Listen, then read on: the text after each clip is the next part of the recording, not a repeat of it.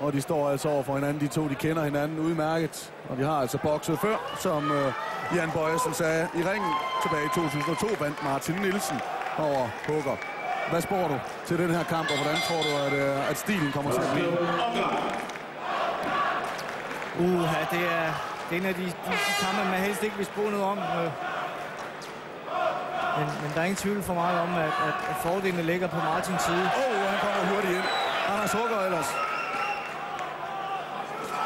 Anders Hugger altså i grønne og sorte shorts. Og Martin Nielsen i helt hvide shorts.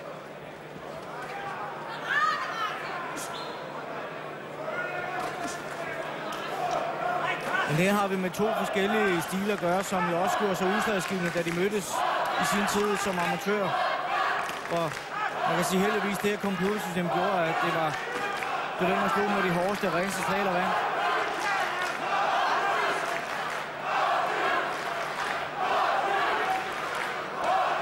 Umiddelbart så virker det som om, at Hugger er kommet bedst i gang her med stød. Det er han faktisk. Han fangede Martin lige fra starten af.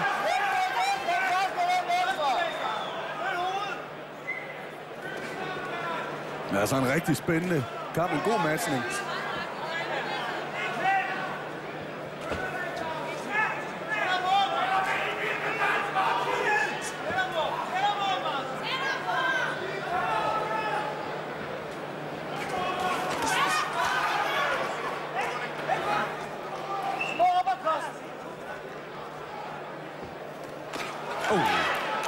Martin Nielsen.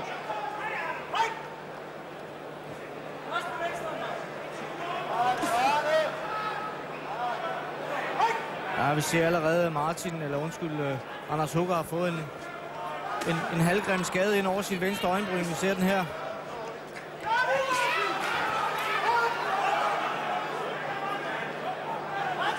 Og det har givet blod på tanden for Martin her.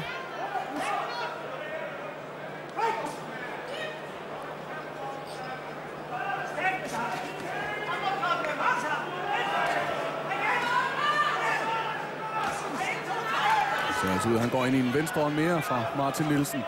Det gør Anders Hugger. Ja, men Anders udnytter altså sin lange rækkevidde her. Faktisk på nuværende tidspunkt en god omgang af Anders Hugger.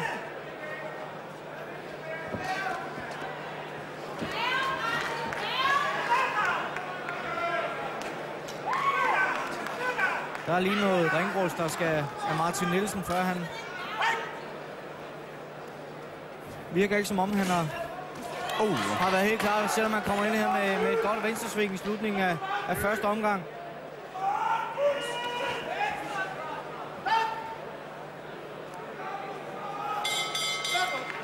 Og her slutter første omgang altså.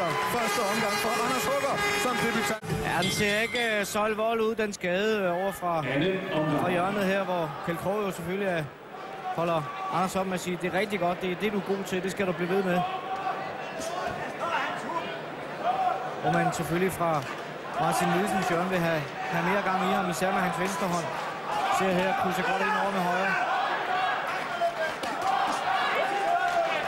Dybe kombinationer her fra Anders Hugger.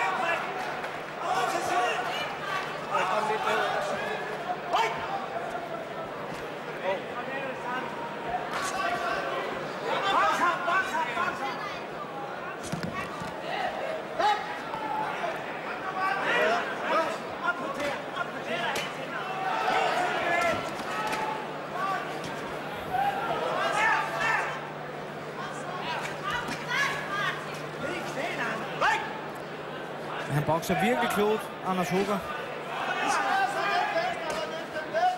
Ser utrolig koncentreret ud.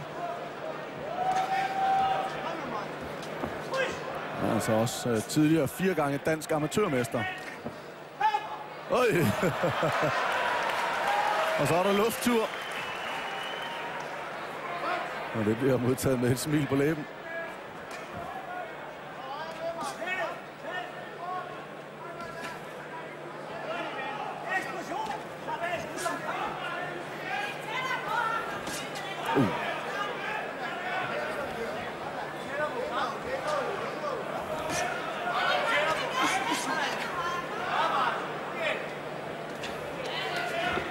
Han er meget stillestående, Martin, her.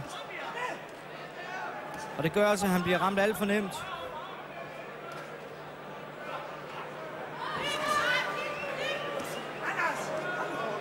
Kan slet ikke komme i gang med den boksning, vi nu kender, Martin.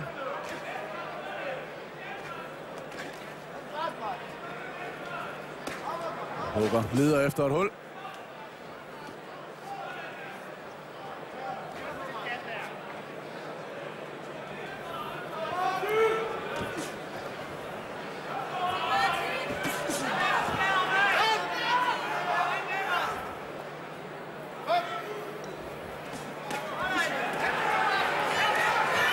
Ja, det er altså huggeren, der hugger til her.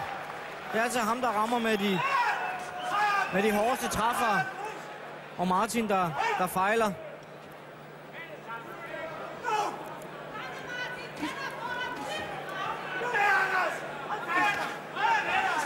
Man må sige, at det er en rigtig flot debut for Anders Hugger. Indtil videre.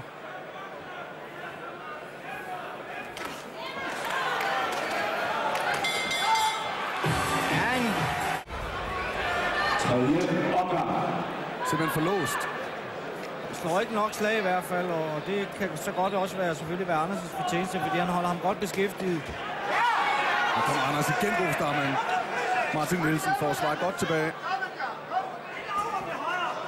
Men Martins chance her nu er det altså at komme ind og markere sig og fyre det, vi kalder nogle bomber af. Næsten uanset om de rammer eller ej, så skal han ind og skræmme Anders. Se her en flot kort højre. Altså i tredje omgang i en kamp, der går 6 omgange.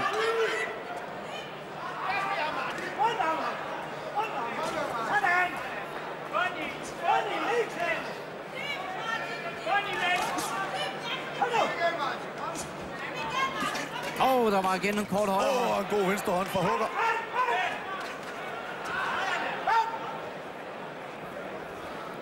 Og så bløder det altså også fra munden på Martin Nielsen.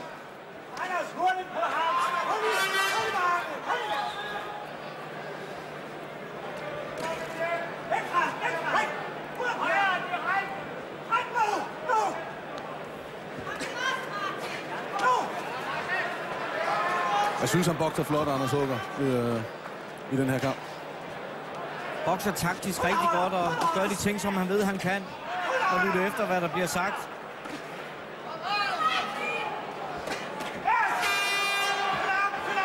Og desværre, altså sidder man jo lidt og siger, hvis Martin Nielsen skal altså have ham i gang.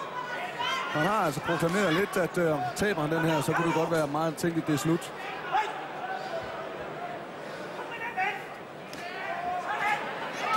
Vi ser altså også nu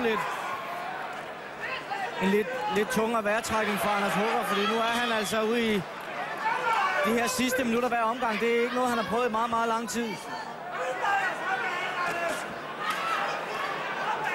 Godt se bevægelserne lidt og vejrtrækningen derinde.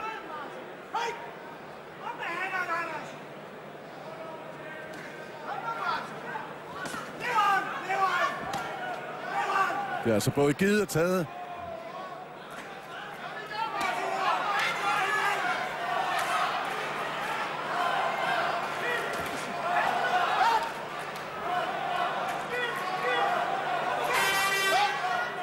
20 sekunder igen.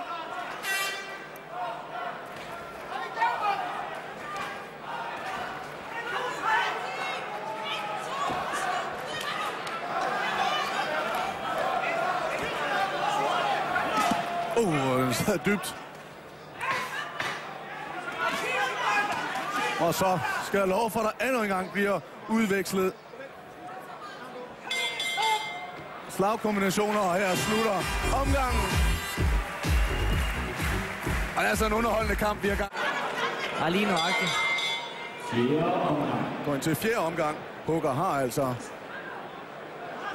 domineret så småt. Men Martin Nielsen, han har altså også råstyrken til for alvor at kunne komme tilbage. Så var det jo skægt at sige, at for omgangen før, der var Patty Bøhn over i Anders Huggers hjørne, og nu var han så over og redde Martin Nielsen. Det fortsætter sådan, så er spørgsmålet, hvem der er mest forpustet. Ja.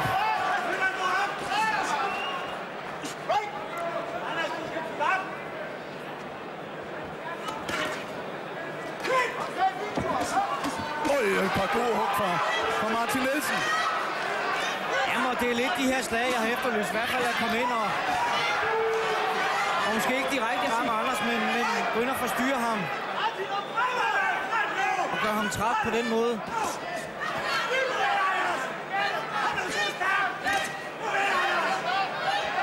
Og vildskaben begynder altså så småt at lyse ud af Martin Nielsen. Jeg synes også, det er tydeligt, at Anders Hugger han virker mere og mere træt. Ja, man kan se lidt på værtshangen lige, når der er en pause, så skal han lige trække den fra munden af og ned i maven. Og det er ganske forståeligt, når man også tænker på det tempo, der er blevet bokset her.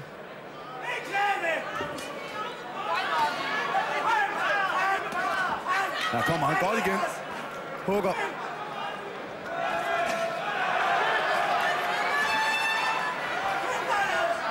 Ja, nu Martin Nielsen lidt ovenpå nu.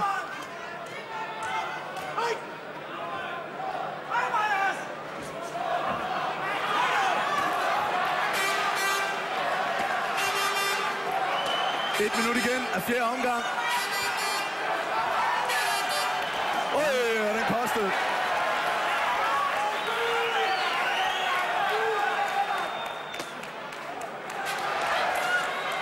Jeg skal love for, at det er en slåskamp, vi har i gang i øjeblikket. Der er altså lidt mere end en sejr på spil. Og han går endnu en gang ind i en. Den her gang var det venstre hånden. Altså stadigvæk et halvt minut igen.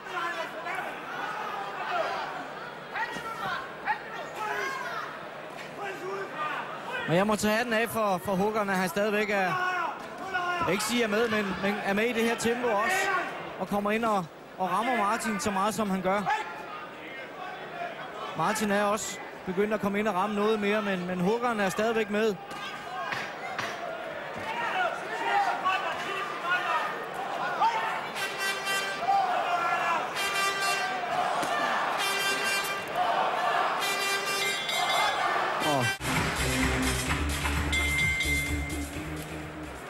Femte omgang.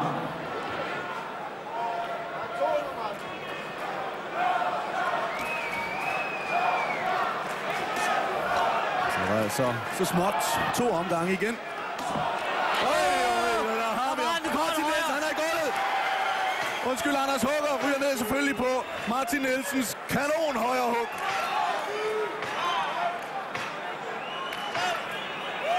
Jeg tror ikke helt, han var klar over, Anders Hugger, hvor hårdt han var ramt. Nej, og derfor må jeg så sige, det var...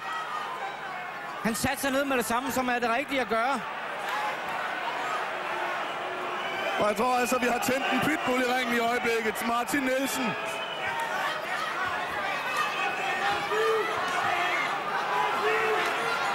Og jeg skal love for, at han har Anders Hugger i tårne.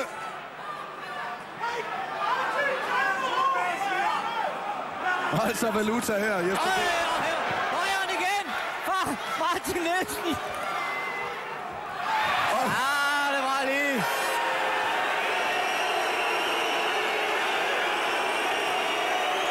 Og så bliver der altså buet.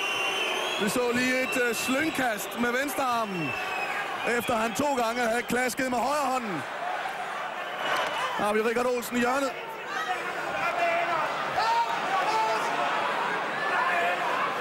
Det er jo lige nøjagtigt det drama, som vi forudsagde fra starten af, også da matchen blev lavet.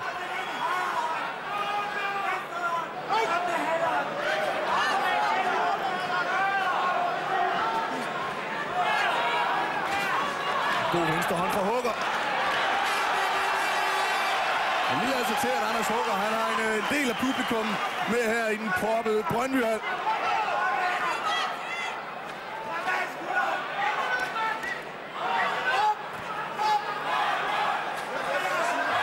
Et minut igen, og så derefter kun sidste og 6. omgang. Hvis vi når så langt, for der har så sandelig været et par drøn her i 5. omgang. Og den er langt fra færdig nu.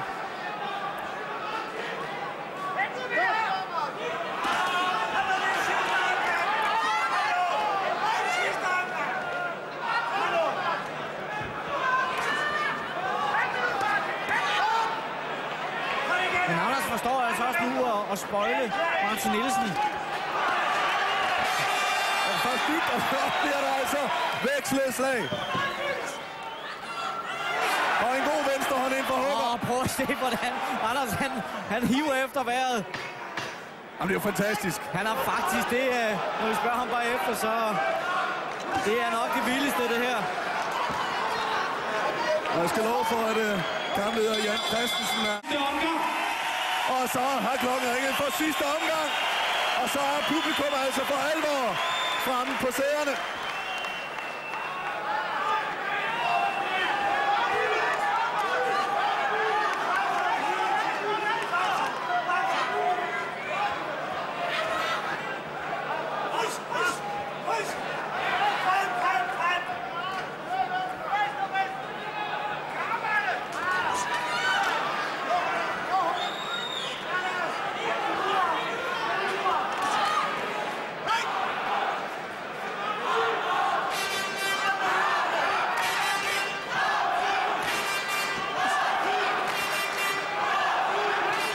Så snakket om det her opgør. Vi har nævnt det et par gange op mod det. Og det har levet fuldt og faldt op til det her. Al den snak, der har været. Den hype, der har været omkring de her to danskere, der skulle ringe mod hinanden. Fantastisk kamp. 2 minutter igen. Og jeg siger, det er nu, det skal være Martin Nielsen.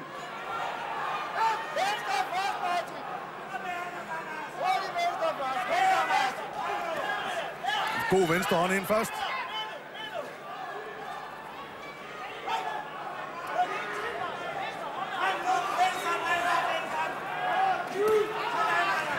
Hugger formår igen at få et par slag ind.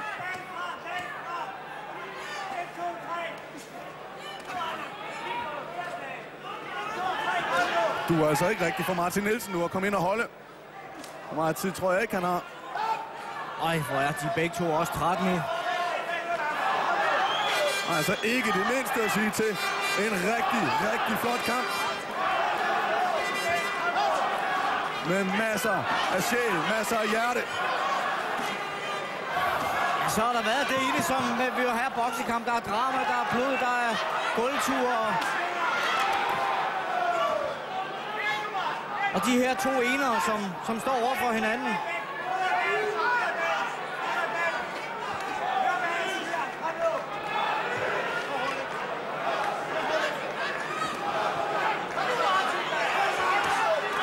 Halv minut igen, godt Hugger.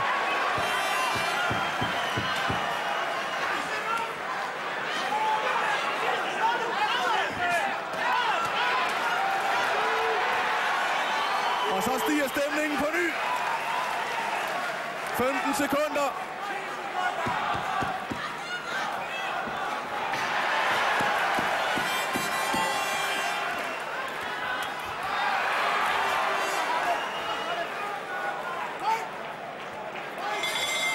Og der slutter den. 58. Og de går alle sammen til vores debutant i det blå hjørne, Anders Hugger. Anders Hugger vinder i sin debutkamp over Martin Nielsen. Og det er der stående klapsalver for. Og omvendt, så startede du fantastisk godt, og så mistede lidt af intensiteten. Og man kunne godt se, at det var første gang, du var ude i 6 omgange. Ja, det er første gang, jeg står heroppe, ikke? Men jeg prøvede, jeg så godt Martin var ramt i starten. Jeg troede måske lidt, at han fintede det for at få mig til at åbne op, ikke? Så derfor jeg ikke kørt på. For jeg vidste, at det ville gå 6 runder. Jeg kan nok ikke slå ham ud, og altså, han er stærkere end mig. Så jeg vidste, at det skulle gå 6 runder, så jeg prøvede at spare lidt på strømmen, og det var nok også meget godt til sidst, det kunne jeg mærke. Det var nok til lige at bære den hjem. Det var jo en fantastisk kamp, I leverede begge to. Det kan I jo stor have ære af. Men hvad nu, Martin? Det er jo det spørgsmål, der ligger og lurer lidt. Hvad nu med Martin Nielsen og hans karriere? Ja, hvad nu? Jeg skal lige tænke lidt over det, ikke? Altså, nu har jeg lavet en kanonkamp med Anders her, og jeg har givet noget publikum, de vil se, og det kan godt være, at jeg måske bliver ved, jeg ved det ikke. Altså, nu må jeg lige ud og tænke lidt over det. Vi kan da lige spørge publikum. Synes I ikke, han lige skal sove på det, og så måske komme igen? Og så skal jeg lige høre, Anders og Martin, er I stadigvæk gode venner? Absolut, der er ikke noget der. Altså, han vandt sidst, ikke? Nu vinder jeg. Må vi have en tredje afgørende, jo. Står 1-1. Der er ingen tvivl, vi er stadig gode venner. Det er godt. Tak skal I have. Giv dem en kæmpe hånd. Det er simpelthen verdensklasse, det her. Altså et par slow